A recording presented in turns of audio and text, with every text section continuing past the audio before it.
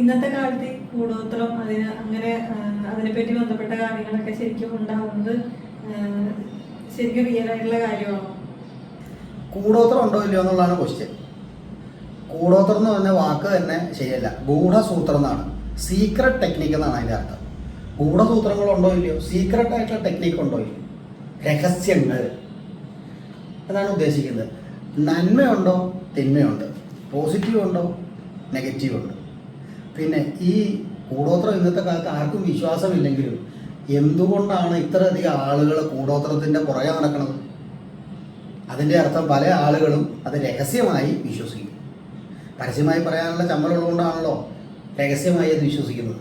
അപ്പോൾ result oriented ആയിട്ട് നിങ്ങൾ യുവതലമുറ ചിന്തിക്കണം. കൂടോത്രം ഉണ്ടോ എന്നുള്ളതല്ല ഇപ്പോഴത്തെ പ്രശ്നം. ആ പ്രശ്നത്തിന് നിങ്ങൾ കാണേണ്ട ഉത്തരം എന്താണ്? കൂടോത്രം ഉണ്ടോ ഇല്ലയോ എന്നതിനേക്കാൾ കൂടുതൽ നിങ്ങളുടെ ജീവിതം വിജയപ്രദമാക്കാൻ എന്തു മാർഗത്തെ അവലംബിക്കണം എന്ന് ചിന്തിക്കുക. മാഷ് റേക്കി മാസ്റ്ററാണെന്ന് ഞാൻ കേട്ടിട്ടുണ്ട്. ഈ റേക്കിയെ കുറിച്ച് 2-3 കാര്യങ്ങൾ മാഷൊന്ന് പറഞ്ഞു തരാൻ പറ്റുമോ? എന്താണ് റേക്കിയെ കുറിച്ചിട്ടുള്ള പൊതുവായിട്ട് റേക്കി നാട്ടിൽ പറഞ്ഞു കേൾക്കാൻ എന്താണ് പൊതുവായി ഇതിനെ കുറിച്ചിട്ടുള്ള ഒരു റിസൾട്ട്? റേക്കി എന്ന് പറഞ്ഞാൽ യൂണിവേഴ്സൽ ലൈഫ് ഫോഴ്സ് എനർജി എന്നാണ് ആ വാക്കിൻ്റെ അർത്ഥം. Rei and Ki. Rei means universe, Ki means life force energy.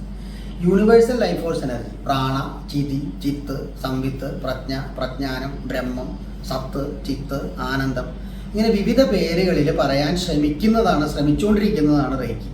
ജപ്പാനിൽ പ്രാണചികിത്സ എന്ന് പറയും. നമ്മളൊക്കെ ക്ഷേത്രത്തിൽ പോകുമ്പോഴോ അല്ലെങ്കിൽ ധ്യാനം ചെയ്യുമ്പോഴോ പ്രാണായാമം ചെയ്യുമ്പോഴോ ഈ സമയത്തൊക്കെ നമ്മൾ പ്രവർത്തിക്കുന്ന ശക്തി എന്ന് പറയുന്നത് പ്രാണശക്തിയാണ്.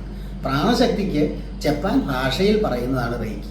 അതായത് നമുക്കിവിടെ മലയാളത്തിൽ പറഞ്ഞാൽ ജീവശക്തി എന്ന് പറയും. നമ്മുടെ ശരീരത്തിലുള്ള ജീവശക്തിയുടെ, ബയോ ഇലക്ട്രിസിറ്റിയുടെ, പ്രാണശക്തിയുടെ പ്രഭാവത്തിനെ വേണ്ട തരത്തിൽ ക്രമീകരിച്ചുകൊണ്ടും അത് പ്രകൃതിയിൽ നിന്ന് സ്വീകരിക്കാനുള്ള ശക്തിയെ വർദ്ധിപ്പിച്ചുകൊണ്ടും നമ്മുടെ ഉദ്ദേശ കാര്യം സാധിക്കുന്നതിന് പ്രപഞ്ചോർജ്ജത്തെ സ്വീകരിക്കുന്ന രീതി അതിന് ജപ്പാനിൽ പറയുന്നതാണ് റേക്കി.